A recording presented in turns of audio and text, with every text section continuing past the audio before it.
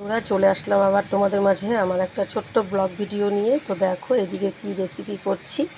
এদিকে বসিয়ে দিয়েছি আলুর চিপস, আর আলুর চিপসগুলো এইভাবেই আমি ভেজে নেব, লাল লাল করে একদম মচমচ করবে, খেতে ভীষণ ভালো লাগে। আর কি করব, এই যে দেখো এখানে আলু বেগুন কেটে ধুয়ে রেডি করে নিয়েছি। আর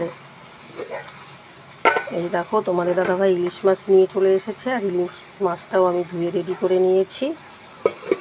এটা কিছু সামান্য মশলাও রেডি করে নিয়েছি। এই যে আদা, ইলিশ মাছে তো সেরকম মশলা লাগে না, তবুও রেডি করে নিয়েছি। আর এই দেখো কিছুটা লাউ কেটে নিয়েছি, আর লাউটা মাছের মাথা দিয়ে করব। তো সবাইকে শুভ সকালের অনেক অনেক শুভেচ্ছা ও ভালোবাসা রইল। আর আমার ভিডিওটা ভালো লাগলে একটা লাইক কমেন্ট শেয়ার করে দিবে। টাটা, বাই বাই, আবার আসছি নেক্সট ভিডিও নিয়ে। টাটা।